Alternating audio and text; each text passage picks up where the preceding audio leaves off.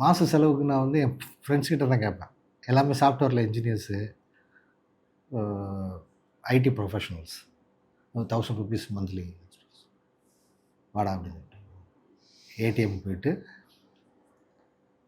அப்படியே பாக்கெட்டில் வச்சுருப்பானுங்க. வந்துட்டு இப்படி கொடுப்பானுங்க. இதை பார்க்கும் பொழுதே தெரியும் இது ₹1000 இல்லை.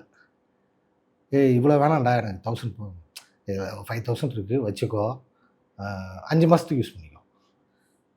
அப்புறம் இந்த டைலாக் டிஃபால்ட்.